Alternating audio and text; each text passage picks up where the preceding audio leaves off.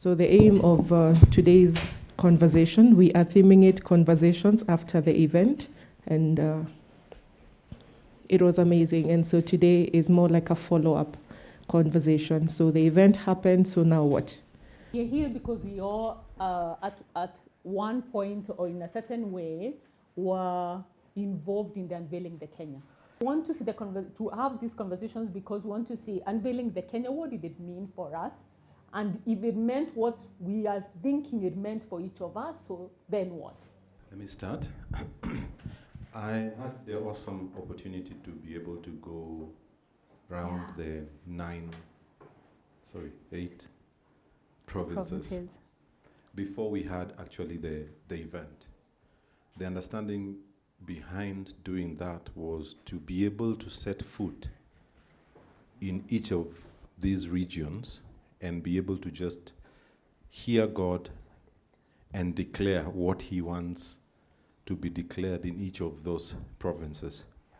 We were talking about a new earth. We were talking about the unveiling of the Kenya. So the understanding behind that was to bring that which is new over the land that we have always known. And particularly, I would visit a specific area that, the Holy Spirit would guide me. I thought I would start with the coast. I mean, if you're told you're going around, you think you'll start with the coast, get a little bit of the sand, and just be able to enjoy. But it turned out that God had me go to Meru first. And I wondered, Lord, why would you want me to go to Meru first? And the picture that He put in my mind was the mountain, Mount Kenya. And the sense He gave me was, it all began here. And talking of a mountain, which is the mountain of the Lord, He needed me to go there. And as a representation of Him on earth, with His likeness and image, I would then be able to proclaim certain things from the mountain where it began. Now, when you say it began, does it mean that the first Kenyans appeared there? I don't really know. But when He says this is where it began, then He could be talking of a way of life, an understanding of the life that we see in this country. Now, the most interesting thing is I could see, we are in the season of campaigns, and I could see everybody's going where? To the mountain. If you've noticed, every politician is trying to court who? Mount Kenya people. Mount Kenya people. Then it began to make sense to me that in matters governance, in matters authority, there is a reason why everybody is going to the mountain. So what God did is be able to bring the newness. He said, my son, before they start coming here, go to the mountain. So I went to the mountain, and whatever they bring, they're saying, we will do this, we will do that. But then as His son, I would go there, stand there, proclaim, declare. Then He had me move and go to Isiolo, then come back. And it was very interesting because God would be very specific up to, when you go to Isiolo, you will turn right, you will go to a certain space, you will see a green building. Exactly how He says it. So for me, I knew it was more of welcome. It was more of a spiritual journey for me. It was more of a spiritual mapping. I left Meru. After Meru, I went to Garissa. Garissa was interesting because I even got invited to a wedding. Total stranger invites me to a wedding, takes care of me, tells me this is where you will sleep, nini, everything. So it was very interesting. Then the second place I went to was down to the coast. But the interesting thing is He never allowed me to go to the coast, like Mombasa. I went to the terminus, then had to leave and go to Voi. Now, the interesting thing about Voi, the first settlers of Mombasa, as it is in history, was Voi. So I am following as the Holy Spirit is leading me, only to come back later and find out that the first settlers were there. I had no clue. Then I am able to, in some instances, it had nothing to do with what I'm saying. It was just go to that restaurant, eat. Once I eat, you can't stay here anymore. I'm in a bus, I'm coming back. So it wasn't as much as it's holiday. It was a spiritual mapping, a spiritual understanding that you are going to establish the new earth. And there's an unveiling of a new Kenya. So spiritually, that is what was happening. After Voi, then crossed over, went all the way to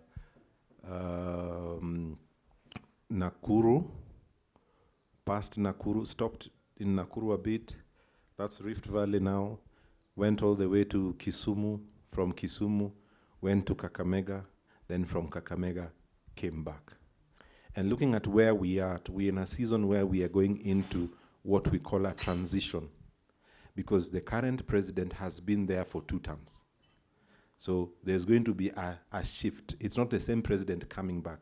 So there's going to be a shift. Is it going to go to a younger generation and older? There's coming a shift. But what God was showing me is it begins with us. It begins with us because we bear his likeness and image with understanding. That then as I went round, what I was establishing for him is his will, his mind, his heart regarding every part of Kenya concerning what? Concerning every area of life, every aspect of life.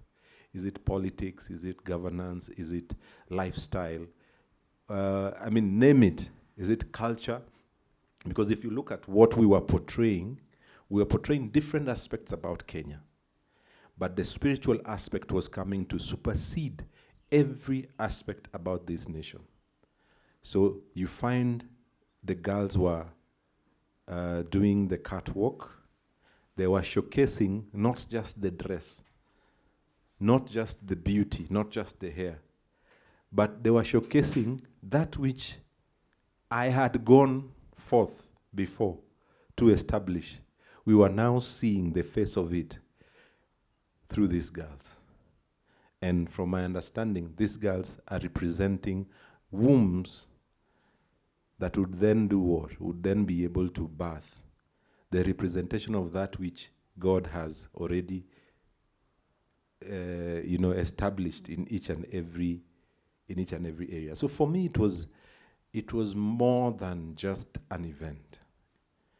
The event was just the way that Jesus was prophesied so many years that he would come. Finally, he has to come. So the 5th for me was the coming of a physical. Then we beheld him. We now begin to interact with God himself on earth. And going forward for me, there's that release. For us, and even over this nation, over this land, over the globe, that there's a side and a reality of God that now has been released and is accessible to man on the earth. Thank you very much. What are the lessons that God, because I'm sure even as you're going through this journey, there are so many things that personally were shifting with you, in you, all right. in leading to the event? Yeah, there are quite a number, some are personal. But one of the things that has been a shift for me is to be able to look beyond what is happening in the natural. Because there's a sequence and a way that things happen in the natural will always happen like that. And they will always take that natural course. But beyond the natural course, there's that which God is doing in the spirit. Now, it is possible for me before that thing that is happening in the natural to distract me from what God is doing in the spirit. Yeah. So one of the things that came in as a shift for me was to be able to set aside the natural happenings and concentrate on what he's saying. And I discovered that God could be doing something totally different within the same environment, and you miss it. But then for me, the understanding was, don't dwell much on the natural. The natural has to happen, it will be, but there's then that new thing God is doing. For example, in that same day when Christ was being born, there were shepherds in the field. There were people in the inn eating and drinking. There was a mighty visitation of the birth of the King of Kings, yet life was happening. So for me, not to allow the happenings of life distract me or take me away from the thing that God is doing. To always look up. Always look up. But I guess it's different things. Yes. Maybe I'll just say things as they come. Yeah. In short bits. So I'd been invited and to come participate. And I remember the first thing when we were with Betty, and I think this just struck me so much when we had begun over here. And maybe this was mentioned even in the speech, just about you think you're coming to do something you've seen before in terms of modeling or catwalking. First of all, it's like, can you model? It's like, I don't even know what that is. It's like, okay, fine, Lord, I'm open, but like, I don't know, let's just see. And then she comes, and the emphasis was on your being yourself, on originality. And what I think I realized, or what struck me is, first of all, just the validation of that nothing is required beyond what it is you already are. That's the first thing. But then I also realized then maybe there's more to who I am than I have known before, than I knew before. And so then this thing then became not something, I'm not striving outside of myself to reach for something. It's more I am digging deeper into what I already am, like what God had already deposited from the very beginning. And I'm sort of moving from the surface layers of the earth, sort of, it's like you're digging for water or digging for gold. So it's like we really need to move beyond move beyond how I have defined myself and known myself to be up until this point and go deeper still. It's like God is asking me, let's go deeper. Let's, and just that, I think just the emphasis in this, like, I just want you. I don't try to be anything, just be yourself. I don't want you to, and you start and it's like, no, you're walking like, stop walking like that, or stop, you're still trying to do something or be something that you're not. And that's not what is required here. And that for me really struck me. I don't know how to explain it. And maybe because I'm a woman and there are always these things for beauty and standards of beauty, and it's like you're trying to reach for something out there. That's never quite attainable because it doesn't even exist. It's like a false god. False god doesn't exist because it's false. It's not there. So it's the same thing even with this. It's like a false standard. It doesn't exist because it doesn't exist. It's false. What's true is what God has done, what God, and has always been done. So that for me had been the first thing that struck me. Hi everyone. At first when I joined the training, it was not easy, but then there's a point even I felt like maybe I won't be able to do this, maybe this not for me. But then I just realized that there's a reason why God chose me for this event, and He has a reason. So I said that I'll continue no matter what. And then another thing that I realized through this training was most of the times when when we want to achieve something greater, we need to pass through that uncomfortable situation in order to become our better selves. And most of the times when we reach there, we are quick to give up because we don't feel comfortable doing that which we are undertaking. But then I realized in order to become better, sometimes it's that uncomfortableness. It's good. It's good. Yeah, in order to grow, we don't always have to pass through easiness in order to achieve something.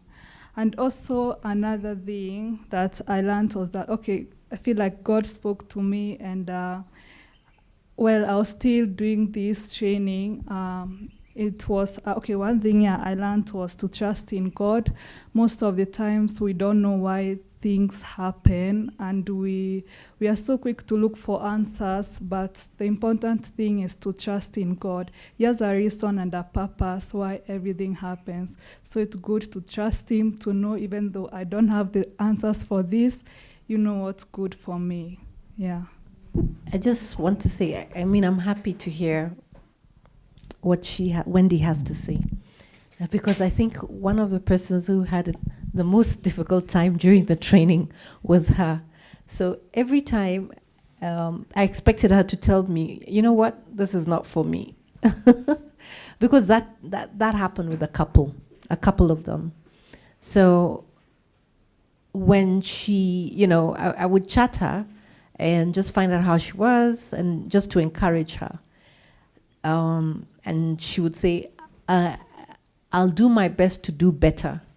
For me, as one of the people helping to organize, it was also very encouraging to hear that, because sometimes you know that God is doing something, but it's only when there's an evidence through people then you begin to understand, okay, this is what God is doing with the people. Because the event really was about people, but you can never really know what's going on with people until they talk about what their experience is. So she was really an encouragement in that sense. Then I knew if she can make it, anybody else can make it. Yeah. So it's beautiful to hear her testimony, and I commend her in that sense for being able to say that there's a reason why you go through things, and you don't necessarily have to have an answer, but in the process, God will show you why. That's beautiful. That's deep. Yes. So for me, during this process, as God will have it, using that example, and he's been building it towards even now, it's like Kenya. Okay, let's use the example of a lion. Do we believe that as a Kenyan, personally Newton, if I'm having a conversation with somebody, am I unveiling anything? Am I being, for me, Kenya's number one, as in, this is what God has made us to be. So if I'm dealing, I remember that same day, I had some friends who do filming kidogo. They're South Koreans. And when they came and saw the tent, with their minds like, we want to attend. So I had a small meeting with God. Are they supposed to attend? And he said, no. So these are guys I have to tell, no.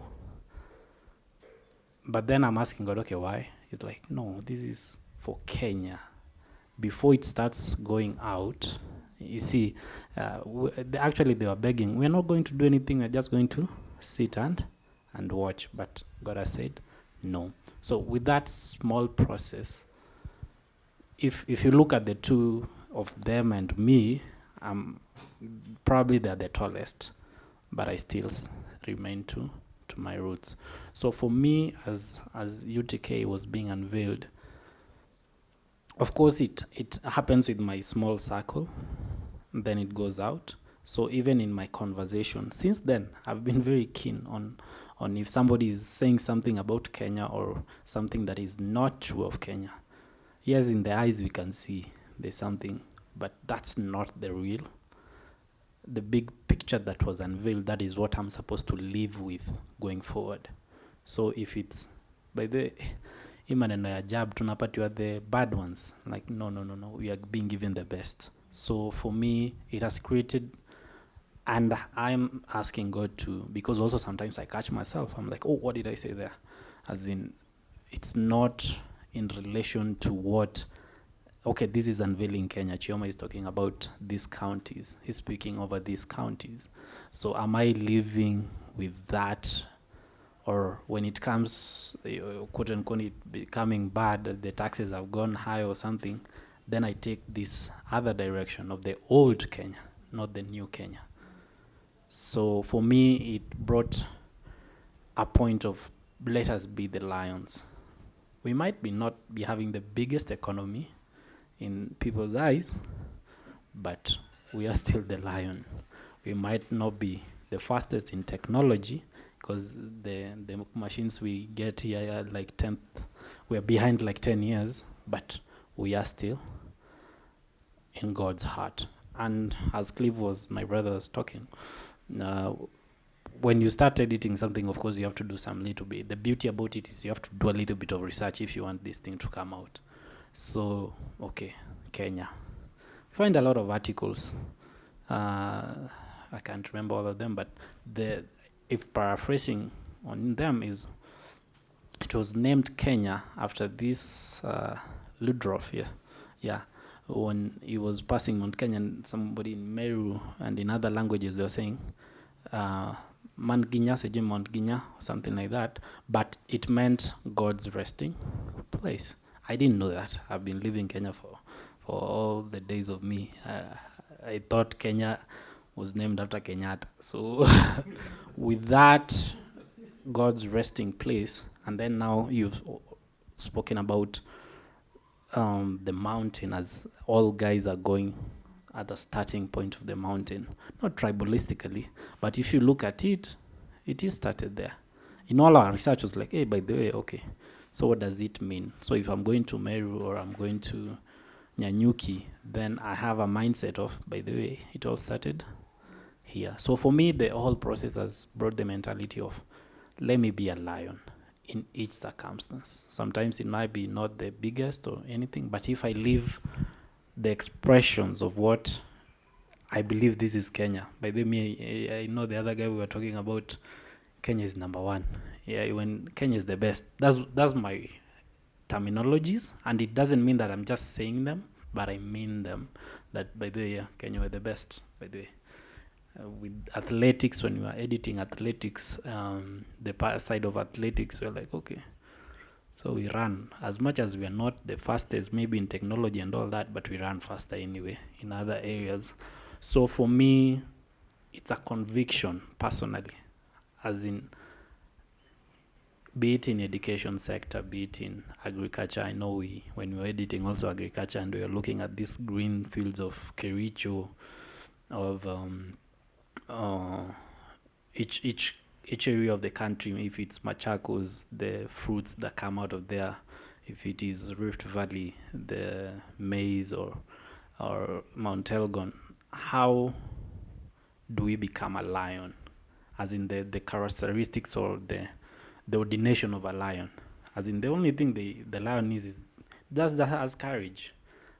As in, if it's tackling something, I'm a lion. So I'm not the fastest, but if I get you cheat on the wrong side, I'll get you. So for me, it has brought as a personal journey that, by the way, his story, we were laughing with Cliff yesterday, we were beaten 5-0 in sports, as in, we were like, hey, by the way, Mali, how can Mali beat us? By the way, as in, we're not being lions, and it's just if you look now, if you're now analyzing as a sports person, it's like we don't have stability in sports, because if you look at talent-wise, we are good. So for me, the biggest and the most important thing was Newton, a lion. Kenya as a lion in every sector of the society. We are going into a political, I know the first time we were talking when South Africa had unrest, it had started from Nigeria, of course, and then South Africa. And of course, I know we put Kenya in prayers for that. For me, at this point, if I'm judging by the political atmosphere, we are not there, and we can't be there. So it's been a good journey as we are heading forward. Lastly, I just remembered, as I was coming from the place where we held the event, they're setting up another tent. And I just asked, okay, what's up? They're having the same thing. The person actually described it very well. Ile kitu mulikuwa nayo, ndio wanafanya. So I was like, okay. So that day, I don't know who saw it or who didn't see it, but there's a person who was impacted by what? Probably, yes, is to have another one, but unveiling Kenya needs to multiply. It has multiplied. It's one baby. It has a baby already. One more event of that. But then if they set foot in there, I know they'll not have the same fashion show probably they're having. So that's me. I think it's the 2nd of September. My phone rings and it's Carol. I'm like, Carol. I have not spoken to Carol in so long. Okay, what's going on? And then she tells me about this event, and I'm like, have I even recovered from my journey? There's an event when? Sunday. Okay. So what's that all about? Anyway, after God had finished dealing with me, I knew I was meant to do it. I didn't want to. Quite frankly, I've been a bit just fed up of proclamations and declarations and promises and, this is going to happen and that's going to happen. And I've been like, God, it just has to happen. We've talked, we've prayed, we've done. We need the thing. Where is the thing? What is a land of manifestations? Without a manifestation, there has to be a thing. We talk so much. We talk. And I was given a big sheet of papers to go through and try and understand by tomorrow. And I'm like, okay, this is a lot of information. So I went home with my eyes wide. Now, there was supposed to be someone else who was emceeing with me. And my husband says, I hope she doesn't leave it all to you. Now, when my husband says things like that, he's already seen something. He just doesn't want to say it a certain way. And I was like, oh no. No, she won't. It's fine. She'll be there. Then she sent us a message or something and she said, no, she can't make it. And I was like, oh, he's done it again. And I'm like, Father, why? And, I was like, well, you know what? God has made up his mind. I've already agreed. I'm in the soup. This is how he does it with me sometimes. It's like, just say yes. You say yes, then the fire comes and you're like, I already said yes. I can't run. I have agreed. Hey. So you sulk for God a few minutes. Then he's like, are you done? Okay, let's move on. And then you move on. And so I was like, fine, Lord, if this is the road you've chosen, we're walking this road, somehow it makes sense to you, so you better be glorified. And it's you who's speaking. Me, I can't. I don't know what we're going to do. It's too much information. I can't even get it in. I don't know what's going on. So, we show up at KBN Sunday morning. And I'm looking, I'm like, oh, there's a stage. That's great. And I went and ate as many samosas as I could. Sorry if you ran out. It was me. And then, things were changing. And I'm like, I'm trying to figure out what we're saying on stage for things I've never seen. You're changing things up to now. I think it was literally up to 15 minutes before I took the mic to go on. The last changes came through. So the MC intended, the one who didn't come, her sister came and asked me how I was. I was like, I'm fine, but I think my face was saying something else. She was talking to me. She asked me where her sister was. I'm like, she didn't come. I was like, it's okay, I'm here. And she hugged me. And I was like, that was really sweet. Then she saw my face again. She said, okay, let me leave you to it. I was like, thank you. Because I'm trying to figure out regions, declarations, outfits, timing. Oh God, minutes. Father, you set me up. That's the whole, and I'm like, man. And then it began, and it was amazing. And you guys were amazing. And God was awesome, as always. And he just did his thing gloriously, honored us with his presence and his completion of the thing he began with all of you guys. And and we were done, but we were not done. We had begun. You know what I mean? It's like it was over, but it wasn't over. It had started. And, hearing myself say that helps, because I was kind of still feeling a bit fed up, like, no, it's just another event. Then there'll be photos. Then people will send each other messages. And I was like, how tedious. I'm just tired of the tedium. But actually, it was over, but it had begun. And then my husband and I have a magazine that we do online. And he was like, you're going to write an article about the event? I was like, yeah, I think so. And so the article now came forth. And one of the things that God was saying was how, sometimes I know it feels like I send a word forth and then it's this, you can't hold it, you can't see it, you can't smell it, you can't interact with it. It's just a word. And you're like, so what? Now our word has gone. I mean, you want to honor me and everything, but it's like, and then, is it going to be 2,000 years? Because some of your words, it was like the garden, then Jesus. Thousands of years later is when it was fulfilled. They're like, is that what it is? Or is it now? I mean, what's up? But he's like, just rest assured that when I speak, it's like he was saying, it's not like nothing, like you can't smell it, see it, feel it. It's like it's tangible, it's real, it's like this. It's even more real than this, it's even more real than us. It's so real and it's so active that you need to reassure people that I'm actually coming and that I'm actually going to change things. Their involvement is required because our participation is required. You'll feel things in your heart and you'll think, like, what Newton is saying, how I need to change the way then that I speak about this country that I represented on stage. And when I hear people saying certain things, I must adjust whatever I'm hearing.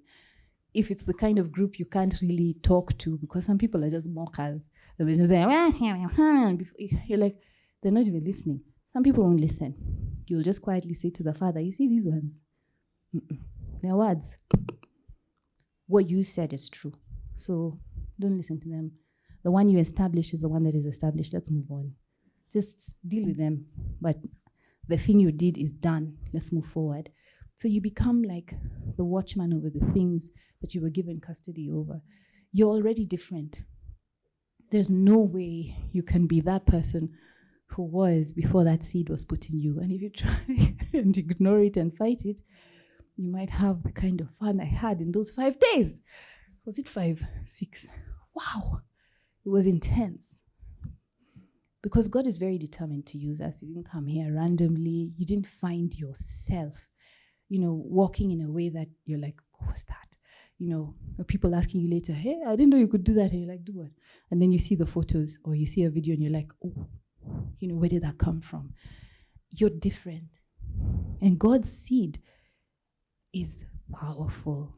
And if you just allow that beautiful plant He's put in you to grow, the thing you're going to become is amazing. I mean, just by coming into contact with this event. And when He says it's tangible, it means when you feel you're supposed to speak to someone, do it. When you're supposed to go somewhere, like He was describing, go and go on time. When He says you're supposed to address something in prayer, wake up and do it. If you're supposed to write a letter, write it. If He says burn it. Just act. Because without us, the enactment of the thing, it doesn't. We're so woven together with Him in the unveiling of this Kenya that we're the thing. We are what He was telling, the story. But then our story is also, it's like a virus, but a good one. It spreads to other people because they're like, why is Wendy so convinced? Then they sit near her.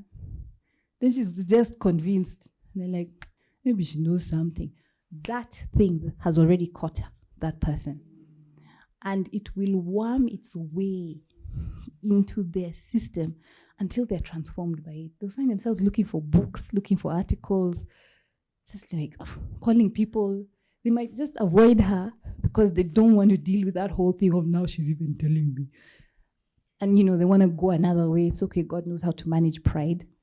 He'll take them until they reach. But you are the thing. You are the truth of what it is that he said. And every single person who was a part of it, whoever it was, even if it's someone who cut the grass, they all became part of God's story that day, unfailingly. We came from a land that is so marginalized, and many Kenyans don't even understand, but Kenya is also very marginalized. In our thinking, there are ways we have not seen each other as if we are a family, and that has to stop.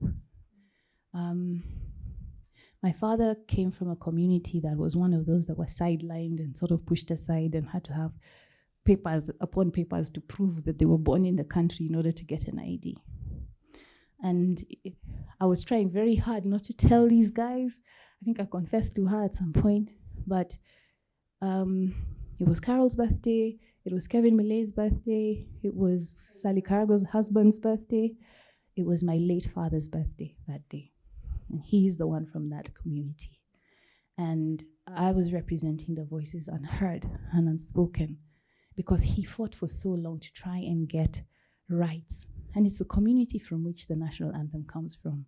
But the community itself is just unknown and it's like underground, and yet it represents so much sound and voice. But I also came from Marsabit, and like 14, 15 different communities there which are neglected and not respected, which connects again to places like Mandera and, Ajir, and all of them pushed aside. Before we went there, we were in Kajiado, which is where we are now again. And even the Maasai, who were so busy celebrating for tourists, are also neglected and cast aside. So many things. If I don't see you as my family and I neglect your need, I am also in poverty because I have not found love in me to be able to remember you. Even if I'm struggling, if I have 10 bob and you just need 3, if I give you that 3 and I have 7, I'm still very well off and you have your need met. And now we're in a situation again. Potatoes are going to rot. There's supposedly a drought in Turkana. At which point does that make sense? If we are a family of Kenyans, it doesn't. It's happened so many times before, the time when farmers were pouring out their milk because they're not getting money. Again, Turkana was starving. But that's food. Make mala, make cheese, something, and find a way to transport it so that people can eat. And the marginalization of our thinking causes us not to see each other as brothers, and we don't see each other as a nation. Because we're embracing the marginalization that has been imposed upon us by people who want to control us. But that ended that day. And so this is the turnaround moment. And you guys might even know the phone numbers to call and say, you people, take these potatoes to Turkana, what's wrong with you? You might know the guys. Maybe your dad's brother is connected to another guy in Potato Land, whatever the bureau would be. Sorry. It's just, we have to be passionate about each other. Our light impacts Africa. And Africa needs that light to shine. And so we have to be very deliberate about it so that it can actually be felt and held by other people. So thank you for giving me this opportunity, you two lovely ladies. God bless you very much. God bless you all. And they invited us. I was very excited, by the way. I was like, yay, we're going to model. Oh my gosh, I'm going to be famous. Anyway. And so when we came here, and Betty was like, walk, the first day. Like, walk. I was like, okay. Now I have to walk in front of all these people. Wow. There are many people, like 5. But then still, okay. So when I went home is when, like, I think God was able to bring that up. Like, most of the times when I go to places, I tend to dim my light in a way. I don't know. I tend to want to hide some way. I don't know. So with the constant practices with Betty, she would put me there. Abigail, I want you to walk the fast. Abigail, I'm like, no. no, I don't want to. I don't want people to look at me. No. But she was like, Abigail, you're starting my runway. I'm like, what? Okay, fine. Sour. But I think the whole process until the event, I think God was able to break that chain of me trying to hide all the time.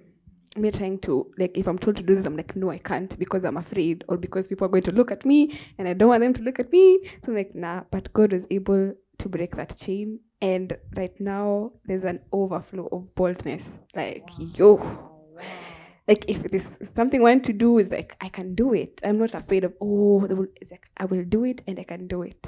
So yeah, this was amazing. So thank you. My journey was such a long journey. Yeah, it started with, I was taking them both to come to this event that day. And I kind of got into the mix. It kind of seemed, I got into the whole, let's walk, and then Betty was like, walk.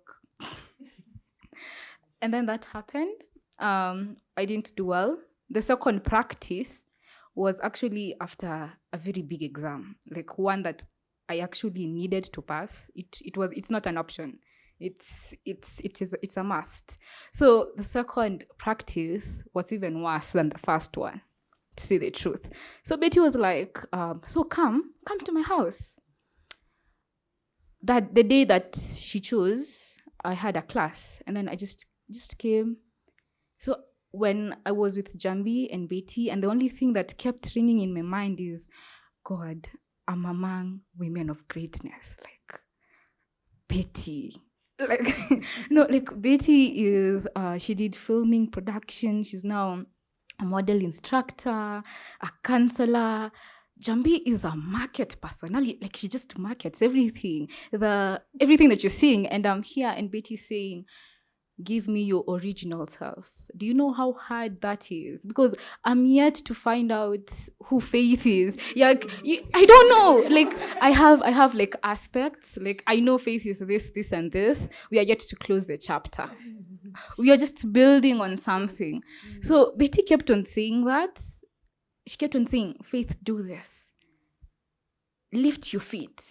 And then I'm like, okay, I will. And then the one thing that kept on, it was such a terrible practice. Like, it was even worse than the last two. But one thing that I went home that day, actually I went to her place, and I was so down. I was terrible. Like, and I just kept on thinking, kept on replaying it. And the one thing that I carried through was, actions speak louder than words. I kept on telling Betty, okay, I will do it. I will try. But was I really trying? Like, it's one thing to say it, and then it's one thing to do it. Consistent, I put it in my head that I'm going to do it, and I actually did it. The next practice was so amazing for me that I even wondered if it was me who was working. Like, it was like another person. It was just like a 180. And then we went for a photography for the cover.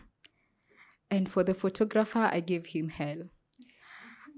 Because I wasn't feeling the photography. Yes, I wasn't feeling the photography. I wasn't feeling anything. And then he was just saying, just pose. Just give me a smile. Just put your hands on your waist. And I was feeling nothing. Like, I tried. I was there. I'm like, you need to get into character. Feel the personality. And I felt nothing. Void. I went home that day. And I was like, I'm supposed to be representing a county, not me. This is not about me. This is not about me working.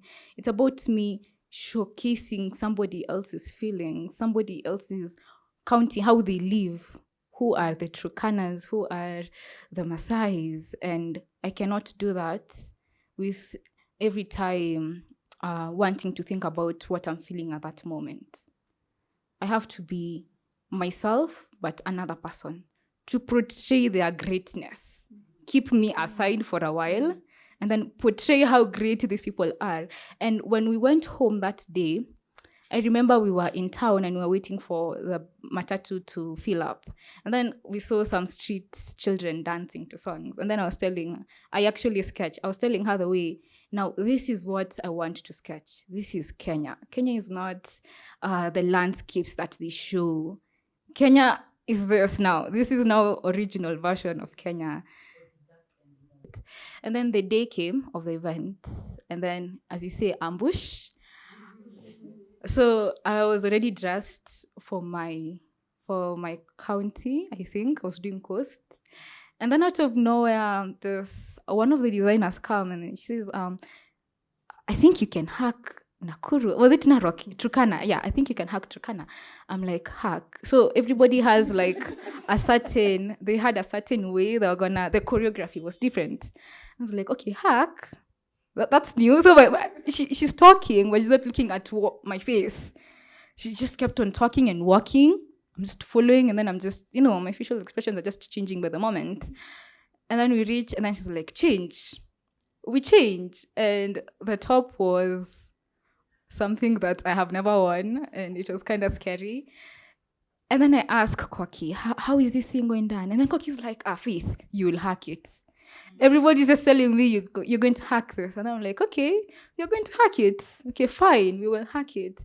And while walking it, I remember like I was just, the dress was kind of long, and I was stepping on it, and I was like, you know what? This is not me. I'm going to hack it. And it wasn't even in my mind that I didn't do this choreography or anything. It was all about them. Like, I'm presenting Turkana. How do these people feel? Like, if I was at Turkana and I was looking at me walking, will I want to look shy and timid, or bold and courageous and be like, we don't have food, we don't have water, but we are surviving, we are educating people? And then I was like, after that I can now go and change. No, just after that I was like, no, go back, you're going to Narok. Like, I didn't even get time to breathe. I was like, go back to Narok. And then I was like, okay. We went back to Narok, and then after Narok immediately was coast. And then I had to change again. It was quite a journey. And I have come out of this amazing journey with the perception of it is never about what you're feeling at that moment. Your feelings, yes, they are your feelings. However, what do you need to do at that moment? What does the task ahead of you expect you to be? And you need to match up to the task. As in, it's God who has put you there. So there is no way you can say you cannot do it. So I just keep on telling me, I cannot tell people I'm consistent or I'm great. I need to show them I am great. Yeah, that is my journey. Absolutely amazing. And I really don't know where to start, because this has been a journey, quite a journey. And what I have learned from it has come in different dimensions. And I am going to start with a personal one. This event was a very timely event, because when Carol actually asked me if I could take part in it, I was actually battling with myself. I was battling with myself who I am and who God says I am. And I remember during the first practice, I told Mercy that, this is something that God has put in my heart, that it is time for me to know who I am as a person. And I feel like this is God's divine placement, that I am able to be here and I am able to do this. However, in my head and in my heart, I was like, I'm going to model. It's just, I'm going to model. They're going to take nice photos of me and that's it. But where God was like, oh, you think that is what is going to happen? Very good. Just have that mentality. So the practices for me, they were okay. And as I said, I was really battling with myself. And sometimes I would just walk and Betty would be like, okay. Like, yeah, fine, whatever. And I remember one time I asked God, like, some people, like Abigail came and she showed us dust on the first day. Oh my God. She was like, yeah, Abigail, these other people, very good, excellent. Me, I used to get okay, walk ahead. I was like, God. And I was like, God, I don't want to be average. I really don't want to be average, as in, why would you call me here for me to be told, okay, go, walk ahead, return? And I was like, it's fine. Then what really sealed the deal for me was that one time when the designers came, so they really didn't, at that point, they really didn't know what exactly was going on with the event, and they really thought that they were choosing model, height, model, body type, had to be model, everything like that. Me being the 5.1 or 2 that I am, I went to take measurements.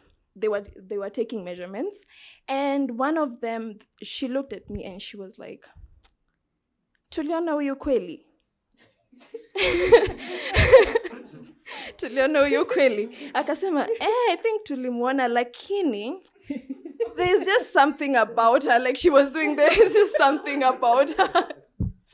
Wakasema, ebu songa kwanza, wacha tuchukue za hawa wengine, and then tutarudi kwako. At that point, honestly, my heart broke. I was like, there's no way, like, why are you doing, like, why is this happening? I didn't even wait. I didn't even talk to anyone. I went home in the middle of the practice. I went home, I got to my mom and I was crying. I was like, Mom, imagine they say there's something about me that I can't even do this. And my mom was like, Pole, but you just search in your heart. If you feel like you don't want to continue with it, it's fine. But if you feel like you want to continue with it, it's fine. So after, I just sat with my feelings and I called Carol and I told her, I can't do this. I'm sorry. I wish you guys the very best, but I just can't continue with this journey. And Carol was like, come on, I understand what happened. The designers didn't really know what was happening. And please just come back. I will take you to do your measurements and everything. And I was like, let me just talk to God and see what's happening. And there was a certain conviction in my heart that was like, just do it. Trust me, do it. There's a reason why out of all the people that Carol or Mercy know that you were chosen, just keep on doing it. So I texted Carol and I told her, okay, I'll come, we go do the measurements. I went, I fitted my clothes and everything was fine. But in my heart, I was still like, I feel like I'm going to mess up. I'm not confident enough. I don't even know. Sometimes I feel like I'm just not doing good. Yani, I just don't even feel like standing in front of people and letting them see what am I even doing.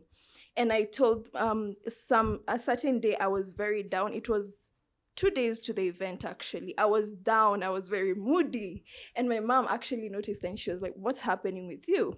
I told her I'm actually quite nervous about this event and I feel like I'm going to mess up. I just really feel like I'm going to be nervous. I won't even do what is supposed to be done. And my mom told me, what's the name of this event? It's called Unveiling the Kenya. And who gave the mandate to Carol and Mercy and everyone to do this? It's God. Mm-hmm. So for you to be chosen, it is God. So do not put this as yourself. Do not put yourself in the situation, but let God be glorified in this situation. Tell God that this I'm doing for your glorification. Mm-hmm. It is not by my power, no might, but it is God himself. So I was just like, okay, I'm tired, Mom, of these Bible verses. Like, watch a tune and then ilale. And I just went and slept. I was really angry that day. And then the Saturday before the event, I was still feeling like that. And then before we started, we said a short prayer. Betty, I don't remember who led the prayer, but I think it's Betty. And as we were closing our eyes, I told God, okay, let me give this a shot. God, I am not doing this for myself. I am doing it for you. If this event is of you, let you be glorified through me. I do not want to take what is it called? I don't want to take the honor or anything. Let's just work through me. I just say that and we started. Kidogo. Betty's like, I like your confidence. Very good. Walk with Abigail. Me, I'm like, oh, I can walk with Abby. Okay. Then we started walking and she was like, show them. That day I walked till my feet were hurting because she was like showing everyone, go. Yeah, like this, go. There where she turned. I'm like, what? I went home and I told Mom, guess what? It worked. I told God and it worked.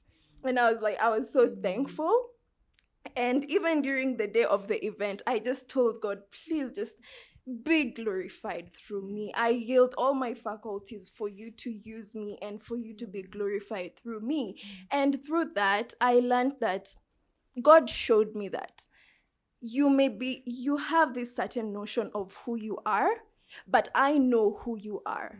And if you yield yourself to me, I can do things that I am able to do abundantly and exceedingly beyond what you even ask for, you know? And this event really taught me that to rely on God. If God calls you to do something, there's no way he's going to disappoint you in fulfillment of his purpose through you. So the faster you yield yourself to God's purpose for your life, the better for you. Just relax, let God take the wheel, and he will take you to places you have never imagined you'd be. So that was the event for me. Even seeing the photos and the videos nowadays, I'm like, that is not me. That is really not me. And that was my personal experience. And for Kenya, as I was listening to Choma talk, I noticed there's so many things that I didn't know about Kenya. And we are so diverse as a people. And God is doing a great thing in Kenya. However, we need to understand our diversity and find strength in our diversity before we are able to break the borders, go beyond, because we are going beyond. Kenya is blessed. Kenya is a center of miracles, and I don't even know what to say about Kenya, but we have to find strength in our diversity. We have to be able to embrace it. We have to fix first our internal processes, our internal, I don't know if to call them circumstances or what, but for sure, God is doing great. But however, we need to look at Kenya as a diverse place, help our sisters or brothers who are different from us, learn about them, empower them through their differences. And for sure, we are going very far. And for the ladies that I did the show with, I am so proud of you, seeing where we all came from and where we went and where we're going, because God is raising leaders from Kenya to international places. Kenya shall have a voice in the global arena. And that will come from us as young people, from women, from men.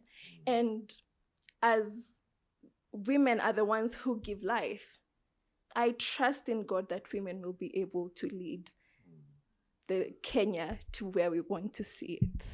Thank you.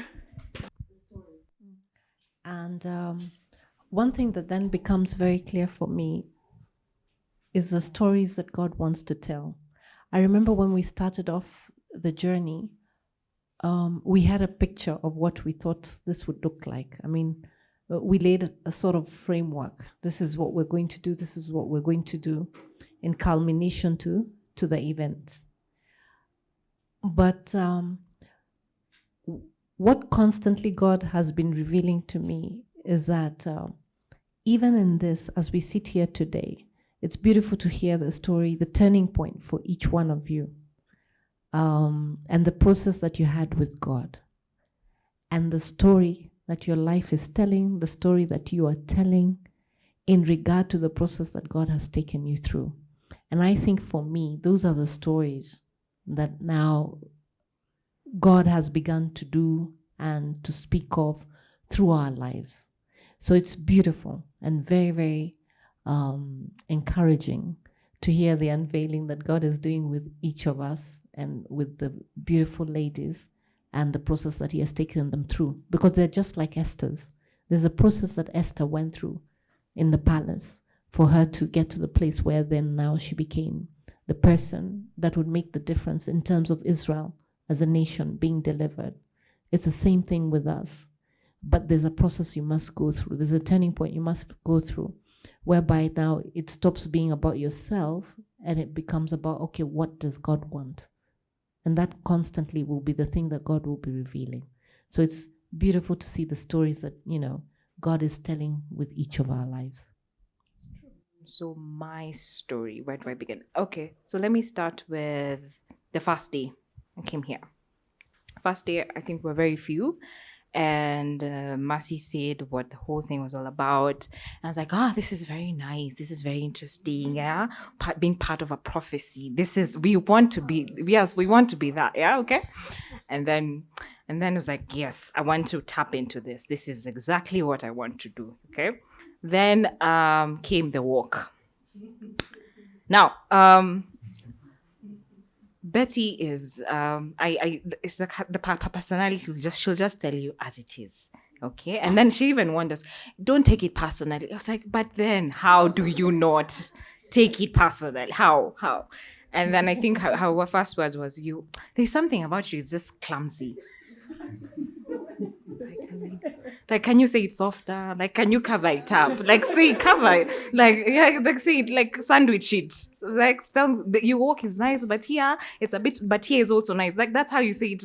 But, and then I was like, which I agree, okay? So to some certain extent, I agree. I totally agree, yes. And then we went through the practices. I think I had to even go for special classes.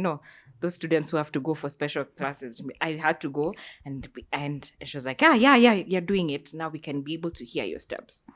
Now, when she said that, it's something inside of me is like, sometimes by them I think you actually hide.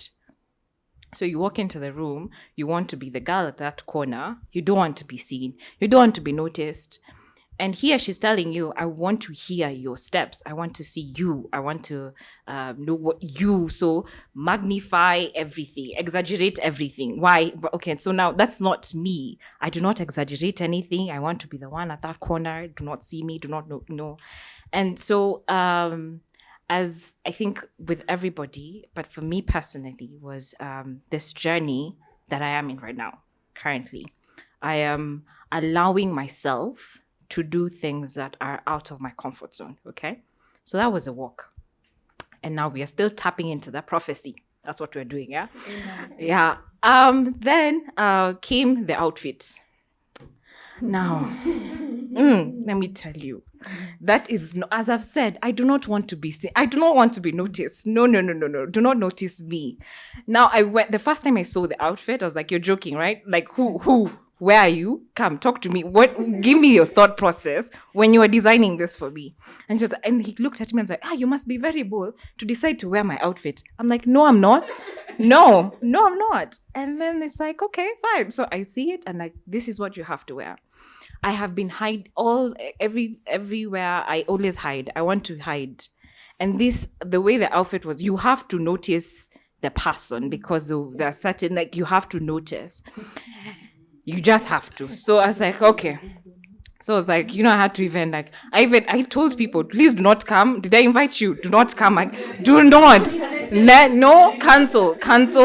Everyone just cancel. Then I saw them. Like, what? People don't, like, that's why. But then I after the walk, I was like, I actually did it. If you allow yourself and just do it, it's actually very beautiful. Now, let's talk about the prophecy. It was said to Mercy, you were told, you're the one who was told. And what I learned from that is like, not only were you bold enough to go ahead and say, I'm going to do it, I'm allowing God to actually do it, but God also presented to you people who are going to help you carry that, And it was out of your own obedience, yeah? Because if you did not, then we would not have had that. We would not have been having all these stories. We would not have done that. And so I think it went ahead for me. It's like, what has God given you? And God has given instructions specifically to you, just to you specifically.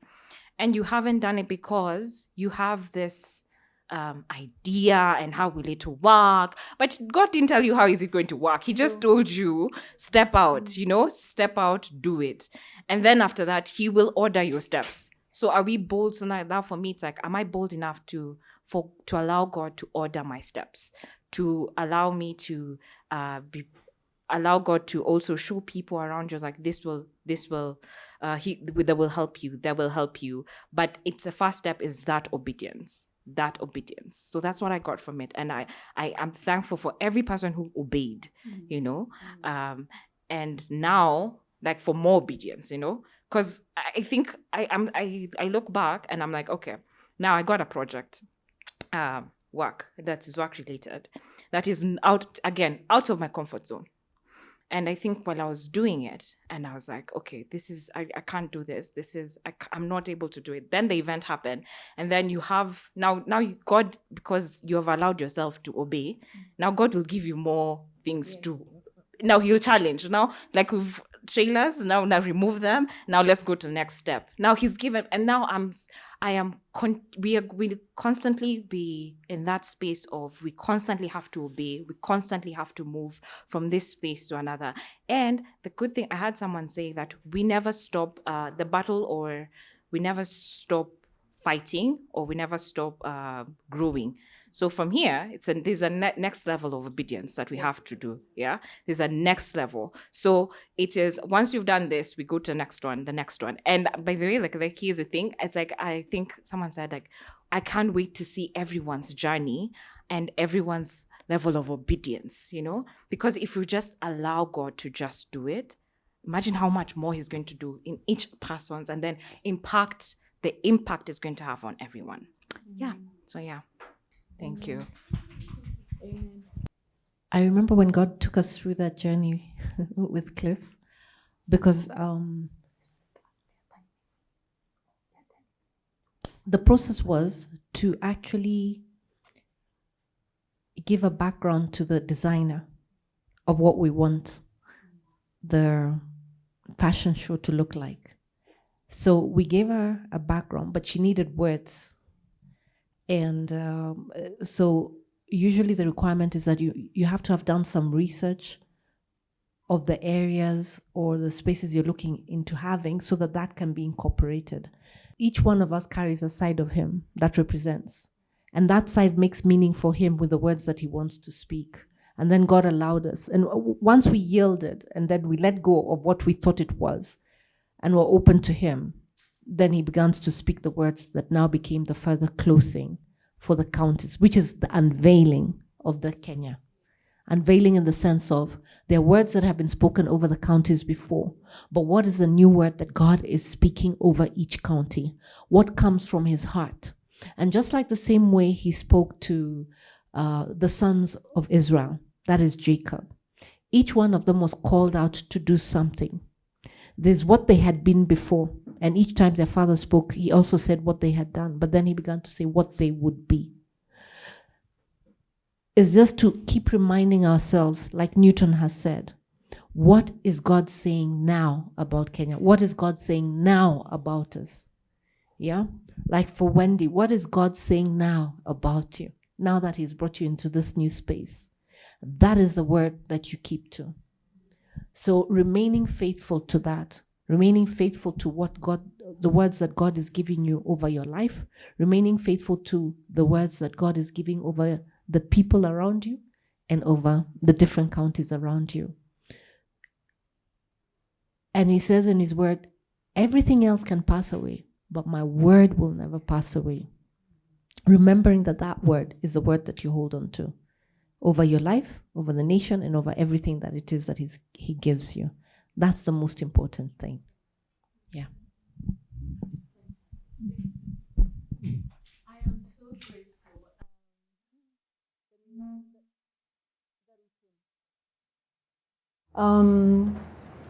If the conversation ended here, I'm good. For me, when you say you saw something, God told me something, and I saw it alive in him, and there's really nothing for me I did much other than hearing what God is saying, seeing a picture, and that's it. But God puts people. First, it tells us to stop putting barriers in ourselves, because when we get the idea, God gives us a word. Sometimes we wait there with it because we think we are going to be everything around that word. We feel ourselves so much in the word. So one of the things that even me in the walk I was learning is remove yourself from the thing that God tells you. Because sometimes we don't know we are full of ourselves until those things come and you actually realize most of our ideas are never implemented because we are full of ourselves. We are holding on to it like you will be the person to do everything around that idea. Not knowing God has sent people, not knowing God loves family, not knowing that He loves to use people, not just a person. One of the key things for me from this conversation that I'm so delighted about, it is what he said in the beginning. He said, when he gave that word, he said, I will do it. Now, I didn't know you would do it. I only knew by the Spirit. So you trust the word or you don't trust that word. So if you are walking by faith, is you take the word and you tell God, okay, he said you'll do it. So even when I'm sharing it with my sister, I'm just saying, he said you'll do it. Who will do this? I don't know. He knows. So if he wants the event, it will be there. God has said he wants to make all things new. So the first thing is yielding to the Spirit of God. For me, why I'm joyful is because the Spirit did what the Spirit said he would do. There's none of you that was talked to change your thinking or to change your life or to look at things differently or to have a different perspective. You know your areas, you've given different stories of your walk, of your process, but you are not doing it as two people. The process was within you. You dealt with yourself, the confidence, the boldness that you are pushing yourself, the hiding your light, dimming your light so that what? All that conversation went on with you so that you can become that person. That's the newness. It's not a magic thing. It's that process that we have walked in that we can actually say, this is the way I was, this is what I learned, this is what I'm running with. A new man has instantly been born. But it's not by the might or the power of a man. There's nothing anybody has done other than the Spirit has dealt with you. In your space, in the way you think, in your own area, the way you can understand. So for us, unveiling the Kenya was each man to connect to the Spirit and then run with themselves. Because everything that is meant for you was already in you from the beginning. By the time you're coming forth from your mother's womb, you are tailor-made. It's like a phone. It doesn't come halfway and then you start asking Samsung, tell me who to ask about how to download. It's there. So when the manufacturer made us, who is the maker of heaven and earth, everybody was fully equipped. The beauty about God, he ends your story, then you come to begin it. So it's not something, you're not doing something new to yourself. It's something that he has already completed. So even the hard things, he knew they were there. He knew you'll go through the mind thing. You knew you'll go through the hardship or seeming hardships that you'll go through. You'll feel like quitting. You'll reason with him. You'll find yourself back. He already knew all that. The beauty of knowing that is you know that nothing is an accident. Then you don't judge matters. Then you don't live your life like somebody else. Then you know someone's life was tailor-made like that. So I can't walk like Wendy. I can't live like Wendy. I can't do anything. I can't live my life because there's a way Wendy is and that's the way I need to be. No, there's an original me. Wendy is original in her state. So if she did the best she can do in being Wendy, and I do Mercy, and Stacy does Stacy, and all of us do that which we are, then you can imagine the beauty that arises, this newness that arises to shift the things we are talking about. Because if we are not shifted, then even the new thing we are talking of everything else around us cannot change. It needs to change. Another thing we need to understand is God doesn't use perfect people. He picks. He gave David mighty men who are vagabonds. People, he picks. Only that he only wants a willing person. Are we willing to do it? So in the journey, that's what life is. And that's the beauty of life, is to be able to tell these stories to be so real for you. If the story of Stacy is so real for her with God, then you're set in God. then you won't be believing the God, Mass is God. It will be your God. You told me this. You came through. I told you to shift this thing. Me, I don't want to be called a nobody. By the time your mind has just said those words, Holy Spirit checks in. You have yielded yourself to him, and he begins to, everything becomes easy. When you've learned that, then in every space of your life, what he's telling you, you yield. You don't take the hard route. Because even that, he will be with you. He'll just be watching you. Let's see where you reach, but you will come back and will do what is needful. So it becomes so beautiful when you hear the word, you come out of yourself, you tell yourself, you know what do you want? Remember when Saul in Damascus met with God, and the voice came, and the next thing he asked was, who are you? And he said, when he was told that is the Christ. The next thing he said, what do you want? Period. What do you want? The beauty about God speaking to you is he just wants to hear, what do you want, Lord? Same with Samuel. He was called many times, but when he heard, he said, what do you want? The steps then began with God. The beauty about the greatness of this land, it has to manifest. What has to be manifest is the people, because we are the land. So we are the people of manifestation. What am I grateful for today? I've been waiting, even yesterday, we were having a conversation of how will this thing be? I remember Teddy asking, I said, imagine there's no logical thing. We can't explain to people how it works. Unless you experience it, unless you came and then the process, I won't tell you the Holy Spirit does this and this and this. And you'll take it from me. You'll go leave it maybe for the few hours. Next thing, it's disappeared. But as a process has a way of remaining in a man. And that's the beauty of why we embrace ourselves. I was so proud of each of you because one of the key things was resilience. And then what you want with them, Lord. I think that was the joy. What do you want with them? What have they held to the end? Because he knew you'll come. He knew there's people, maybe someone will drop off, but he knew why were you to the end? And why has you chosen you in this land of manifestation to be the ones to walk that runway? And when you come here, you realize we walk all our life. Why is it so difficult now to walk? All of a sudden, we don't know how we are supposed to walk. The question comes there. But for me, it was a journey to show there's a walk with God. Unless you're tapped to him, you won't do that walk, which is a lifestyle, which forms a lifestyle of a man. That is what UTK was about. I can speak about my process, but I know I am also working with timing that I'm being told about. My process, I can tell you about my process in the period of the thing is God told me that. I'll speed it up, and in the process, I fell sick. I couldn't wake up.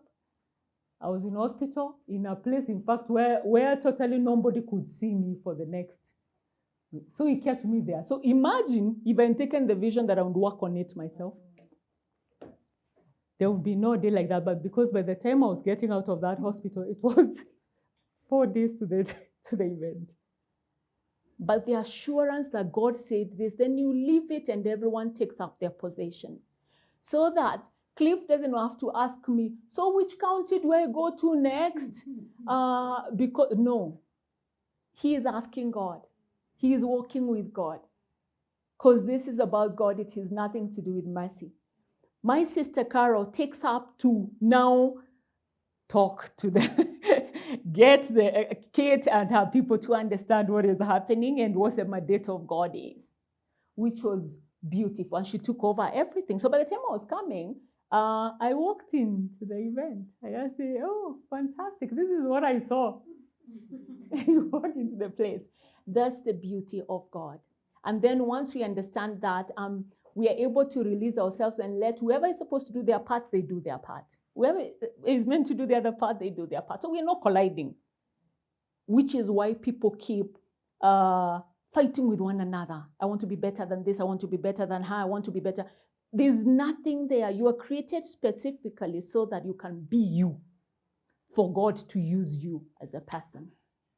So the beauty of the event brought forth that which New Earth, which is what was hosting, is what I come to now. What next? he unveiled the Kenya. Then we have come to New Earth was the baby that he said unveiled the Kenya through this. New Earth's motto, a vision, it is all things made new. And one of the things I was asking God, how will you make these things new? Now I see it. It was words before. Now it is a reality to show all things will be made new only by the Spirit of God.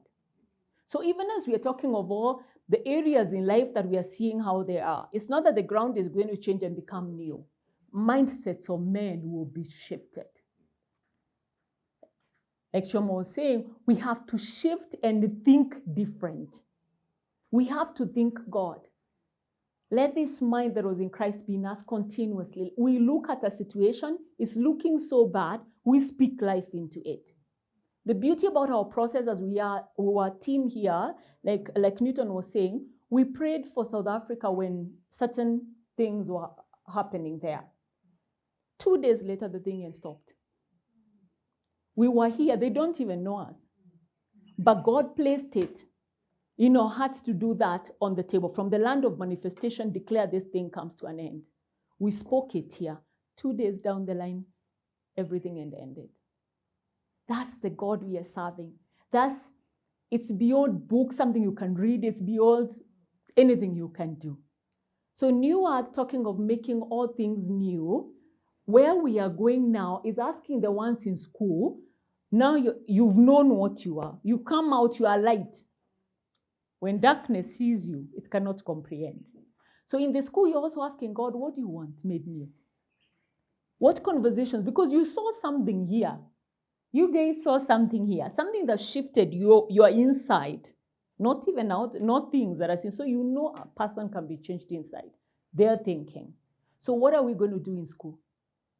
First and foremost, half of the people in school, you have decided what you're going to do, and this is the path I'm following. This is the exact thing I will do. I want to be this person. But let me tell you, if you're not working with God, even to get to know what is it God wants for me, what will happen? We have multitudes of people in offices they hate. They're doing a job just for the paycheck at the end of the month, but they dread it every day they wake up. What are we looking for? For a generation that seeks the mind of God. By the time you're going to, you're entering campus, you're asking God, what do you want? Not what anyone else wants. Because it can look fancy when you're coming in. But if it's not him, when the day comes, there's so much resentment. But when it's aligned to him, he'll start to teach you. You'll start to see things. And remember, many people are hoping they're jobs, but there are no jobs. So where you rise in the new mind, what do you want, Lord? So that we can have more people with more ideas that are open to tables like this where people sit and actually implement the ideas. Because this nation has brilliant people, many ideas, but like Myers Munroe said, half of them are in the grave. But we don't want that. So in the new day, that's what we are asking. If you're in school, ask God, why am I here? Because the shift, you are the agent of change for New Earth. This new thing that has begun in us, we are coming out in boldness, faith, to actually say, what is the shift that God wants? Now you come out of yourself again. It's not about just the education. It's not about, I'm here, I'm a student, so this is what. So why did God choose you to go to Daystar? Why Daystar? What is it? There are things why he saw you in that school, but was it just so that you can enter class, come out, pass your grades, finish, look for a job, and then what? There are things in God that he wants to establish. And especially for your generation to know that our moving forward is only by God. There is nothing that will change, because even when we see government, we have chosen the brightest and we've chosen the most foolish. All of them have ended up the same. Why? It means it's the lacking of something. Africa will arise from the throne of God. There's nothing we can arise. Our mandate is God. Our change will be enacted by the Holy Spirit, the way he has done within us, and we have seen, we can actually testify. We have seen God. Each of us shift us into the space we are in. So if you're working, we want now new earth, now the new ways to go to the office and ask, why am I here? What is the new thing you're doing? What is the newness in my life? If I'm a mother now, I'm also checking to check like, okay, what is the newness that you have announced? There's a newness that has come. So I'm watching my boys and also checking, okay, if the new thing that I've been living is also impacted in them to see change. So even you, when you go home, your parents, you want to shift things, it's possible. We know it, we're sitting here, it is possible. So we want to begin like, New Earth will have conversations like this, conversations with different people that are gatekeepers, that are in specific sectors, sitting there to ask, what is new? What the Lord is saying is making all things new in the banking sector. What does that look like? In technology, in health, what does that look like? Because if we don't ask ourselves that way, we'll never arise in our thinking to actually want this new thing. And then another thing we have seen and we have been told, everyone has been speaking about, is speaking life. Because the things we have seen, we speak to ourselves, like Faith was saying. You tell yourself with your mouth, I will do, but inside you know you're not trying. You see, the thing is, the beauty about God, He doesn't hide you from you. You can tell, even if others are seeing another whole different face there, it doesn't matter. You know to yourself, I'm just pretending. I'm not even trying. I'm not giving it anything. We want to be deliberate. We want to be able to know that He's watching our rising, our falling, everywhere, so that we're not also caught up in things to say, oh, I did this. God is not standing with a stick to beat people. He is actually so in love with this nation and the people of this nation to take it to that space of newness, of things made new in our spaces of work, in our lives, in our families, in our organizations, in this nation. So when you're going, even when you're sent to a space and you enter a place, when we sit here and have a conversation, we are cognizant. If I go, like if he enters Meru, he understands. I'm here as this person that God has sent me as into this land. When you're speaking about Meru, I was smiling because it's no longer, I was laughing because even the person who named it, who said that it was county 012, rulership, number 12. Now, when you saying everyone is navigating towards that side, that's what completes the government, a government, I can understand when he speaks of the mountain of the Lord's house. So that's the thing about different, even starting there. Where do we come from? What does God say about us?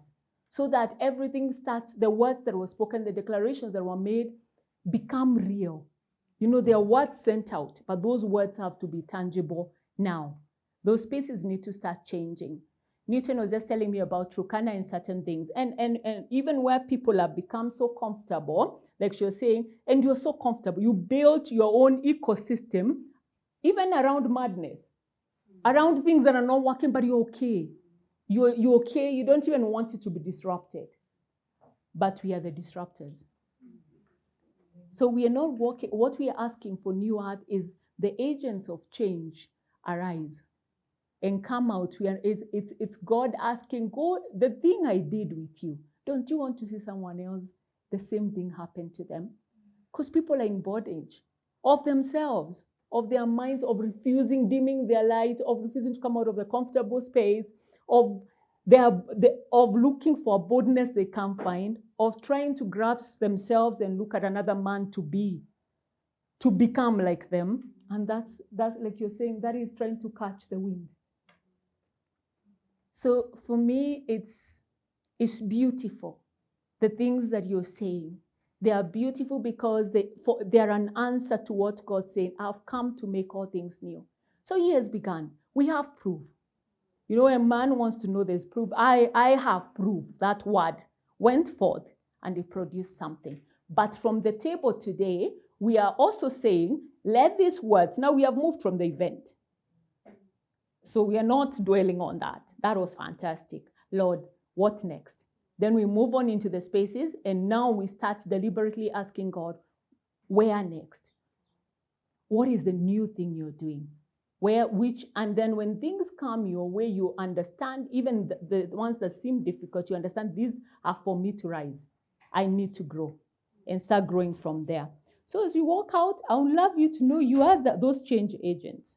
You are, as we come into your spaces, because we will have conversations, and it is you to set the conversations, to go to school and say, actually, there's a need to have this conversation happen to others.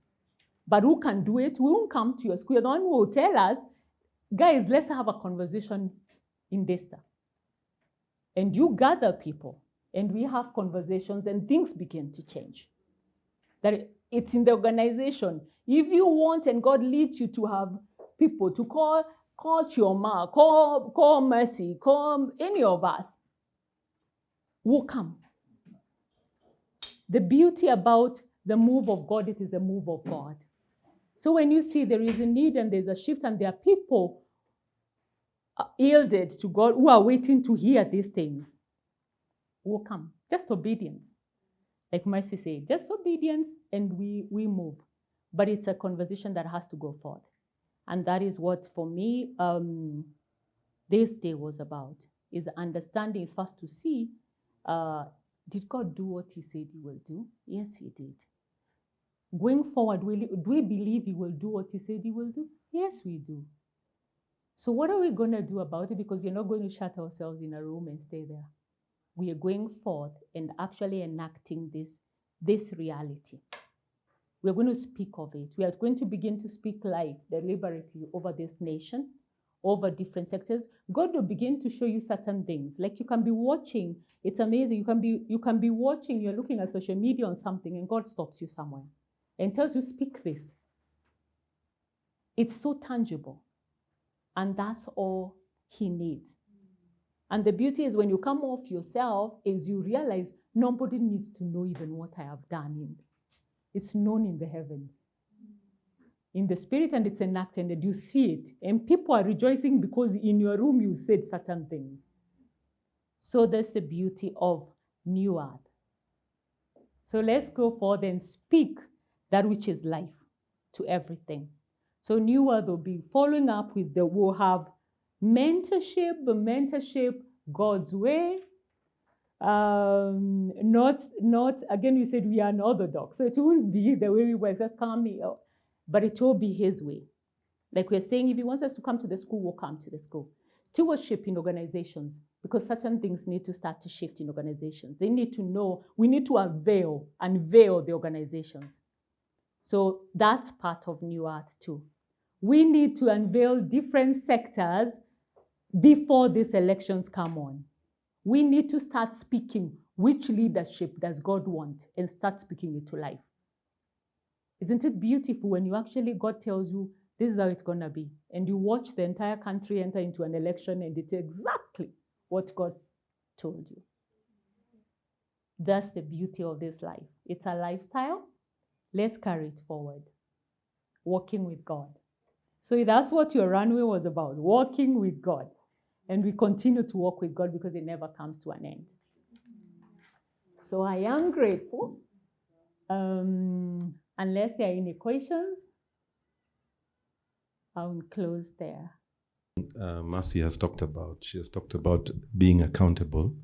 And I was thinking, just to float it to us, of being able to present certain things that are in your hands, that God has spoken to you about. That then you will be able to present it, and the thinking of his will can go into it. Remember, God spoke to Mercy. Mercy spoke about it. And when he spoke about it to the people that God had shown her. So you could be here like the lady with the project. It could be a work project, and the answer is with faith. Because then the tools are given to faith. So just also being able to form a bond and just you have each other's number, a togetherness where you can say, hey guys, this is where I am at, and I want to present this. What do you guys think? And knowing that it is a challenge, the same way it was a challenge that God put forward that has birthed everyone else's experience, your challenge could birth other experiences. So I'm just thinking in line with that, that we are able to share, we are able to, then there's a table that has been set. Now this table, the only thing you'll find on this table is everything new. So whatever God has put in you, when it comes to the table, there will be a newness to it. So I don't know, we can think along those lines, so that it could be even what we are doing in terms of photography and videography. But is there a new thing towards it? Is there a new understanding?